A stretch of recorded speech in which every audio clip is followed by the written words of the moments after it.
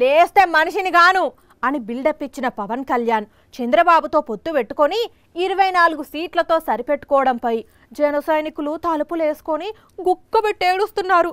పవన్ చెప్పిన సీట్ల లెక్కలు చూసి అవాక్కైపోయి జుట్టు పీక్కుంటున్నారు. వైసీపీ నాయకులు మాత్రం పవన్ను చెడుగుడు ఆడుకుంటున్నారు. పేర్ని నాని ఏమన్నారో చూడండి. సార్, చివరకు పవన్ 24 సీట్లతో సరిపెట్టుకున్నారు, మరీ పాతిక. అందరూ మమ్మల్ని పాతిక అంటున్నారు. 24 సీట్లు కాదు, మనం ఈ 24 3 పార్లమెంట్లో 18 సీట్లు మొత్తం 40 సీట్లకి మనం పోటీ చేస్తున్నాం అని చెప్పి. అవును, అదేం లెక్క సార్, అసలు అట్లుంటదా ఎక్కడైనా? పవన్ కళ్యాణ్ గారు 40 సీట్లకు పోటీ చేస్తున్నాడు. చంద్రబాబు నాయుడు గారేమో ఒక 305 సీట్లకు పోటీ చేస్తున్నాడు. వామ్మో, మీరు ఇంకా కన్ఫ్యూజ్ చేస్తున్నారు. పవన్ 40 సీట్లు అన్నాడు, ఓకే. చంద్రబాబు 305 సీట్లలో పోటీ చేయడం ఏంది సార్? ఈ 24 పోతే అది ఒక 151, 22 పార్లమెంట్లు, 22 ఏళ్ళు 154, ఆయన ఒక 305, ఈయన ఒక 40, అంటే 345 సీట్లకి ఇద్దరు కలిసి పోటీ చేస్తున్నారు. ఏంటి సార్ ఈ లెక్క? వదిలేయండి, ఇంకా డీప్గా వెళ్తే తల బొప్పి కట్టేలా ఉంది.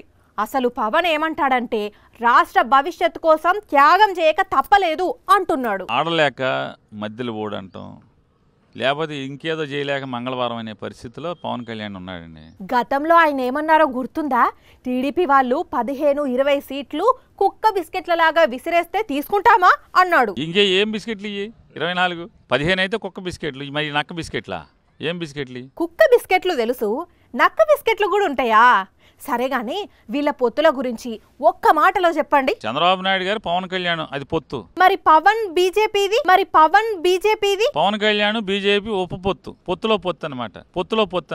ఉపపొత్తు, పొత్తులో పొత్తు, భలే ఉన్నాయి సార్ ఈ తొక్కలో పొత్తులు.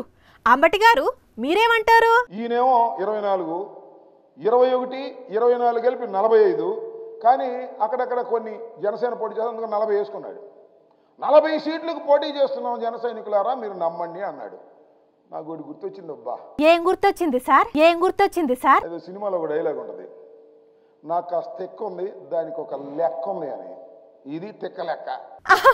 అంటే ఆ డైలాగులో చెప్పింది నిజమేనన్నమాట.